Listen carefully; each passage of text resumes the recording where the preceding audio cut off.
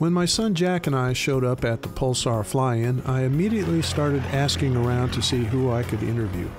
More than one person said that I really needed to talk to Larry Eubanks if I wanted to know about the Pulsar. I think he has built more of them than any of the other kit builders, and he really has some important observations. I've been flying now for about 12 years, and most of that time has been in a Pulsar. I've now built 2 of the airplanes, and actually I built one from scratch, complete till it was done, and this one I bought as a completed kit, and spent about 300 hours rebuilding the plane. I like the Pulsar because it's probably the best dollar value out there for performance and looks. You can fly this plane at 150 miles an hour and use 4 gallons an hour of fuel. Hardly any maintenance, and it's just such a delight to fly. It's easy on the controls, and it just flies where you point it. It's a good plane. I've got 2 that are done and 1 that's under construction at home. So I've actually been involved with 3 Pulsars now. I've helped some other folks do some work on some Pulsars too, and they're a good plane to work on. You have to like building a plane. There are a lot of tedious jobs in it, just like anything would be. The canopy takes a little time to do, and some folks have a little trouble with canopies. I've never had that much trouble with them myself, but you can plan on spending 1,200 to 1,400 hours on the airplane. Obviously, a lot of that has to do with what kind of a plane that you want to end up with. You want one that just looks okay and want to fly, well, you can probably do it for 1,000 hours. If you want something that really looks great, it's going to be 1,400 to 1,500 hours. The better the plane looks, the more hours you're going to have in the plane. Each plane that I've been involved with so far has been a different kind of plane. The first plane I built was a 2-stroke powered plane. It would fly at 130 cruise, and that's miles per hour, and use 4 gallons an hour to do that.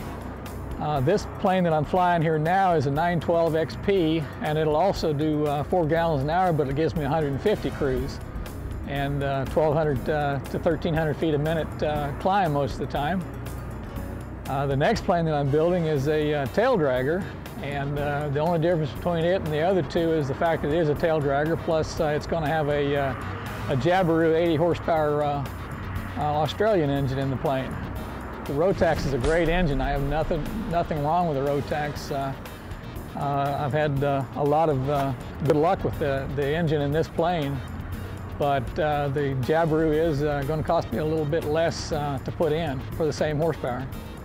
The finishing process takes quite a bit of time to do compared to the building of the plane.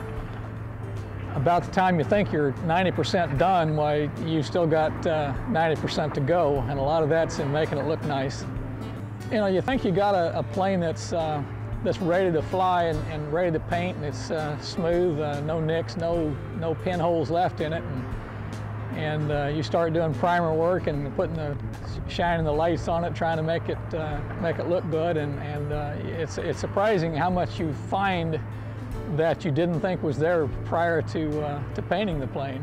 So in some cases you got to go back and redo a lot of the work that you thought was perfect to begin with. I do quite a bit of cross-country work. I fly to Idaho and visit relatives quite often from Kansas. That's about 900 miles as the crow flies, and about 1,400 as I fly. Probably the most fun part is just going out on early on a Sunday morning and going up and just flying at 120 miles an hour or so and just kind of cruising around and looking. A lot of fun. The only other aircraft I've flown was I flew a Grumman Tiger for a few hours, maybe 6 hours, to get used to the transition from a Cessna 152, which is what I got my license in. They do fly a whole lot different than the Pulsars. Performance-wise, the Pulsar can fly circles around the trainer type planes. As far as my flight experience, I've got probably 800 hours, and probably of the 800 hours, 750 of it is in a Pulsar. Probably the biggest difference is fuel economy, and and just it's easier to handle this airplane. It's just a lot more speed and economy for the money compared to those planes. Kind of the difference between a sports car and a Cadillac, I suppose, would be what it is. This would be the sports car end of it. It flies mainly by pressure rather than a lot of movement in the stick. We're talking about a 1/4 inch movement in the stick will do everything you want it to do. Also, another analogy would be flying like a jet plane. It points it, you point the stick and away you go. It goes where you point it. This is the 912 Rotax engine. It's an 80 horsepower engine, and it's partly water cooled and partly oil cooled. It takes 2 carburetors to run the engine. It's got dual ignition and dual carburetors. It's got all the works of the big boys planes in here, gaskelators, the whole bit, dual ignition. It's a very dependable engine. It does have a gearbox on it to change the prop speeds, because actually the engine itself is a high RPM engine. We're talking 5,600 RPM cruise on the thing, and obviously you can't run a prop at 5,600 RPM, so there's a gearbox in there that slows it down by 2.2 to 1 ratio. I have to say I am a little bit mechanically inclined. I've been playing with things all my life. I started out racing motorcycles and working on those, and actually built a couple of motorcycles from basket cases, and got into racing next, and then converted the race car over to a street rod after that. Then built a street rod. I've got a 29 Model A at home yet, and it's got all the works in it.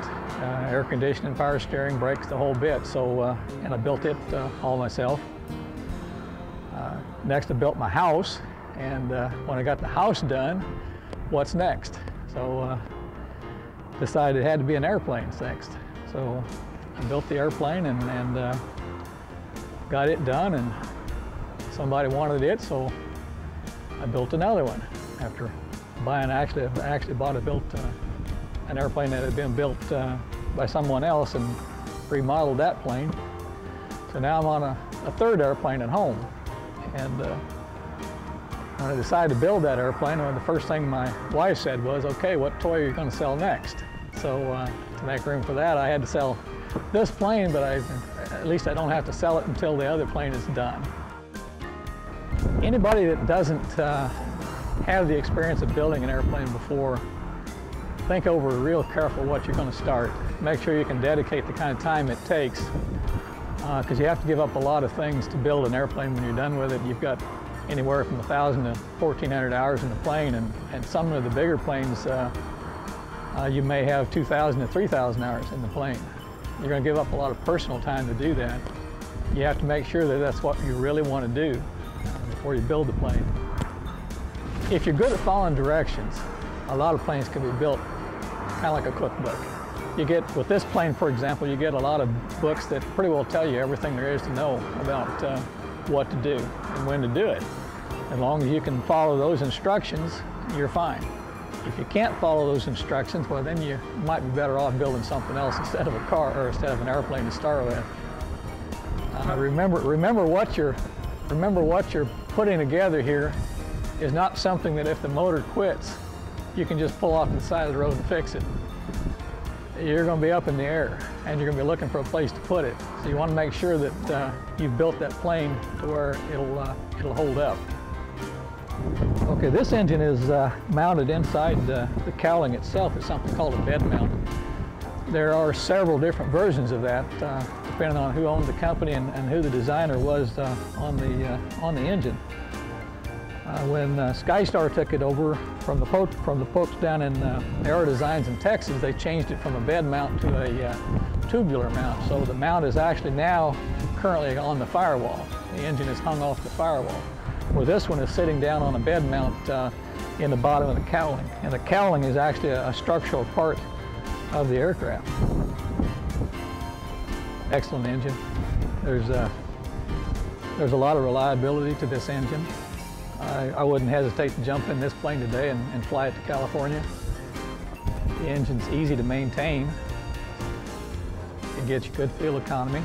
I went to the Jabiru because it's going to cost me probably $2,000 less for a complete flying airplane than what I would have with the Rotax.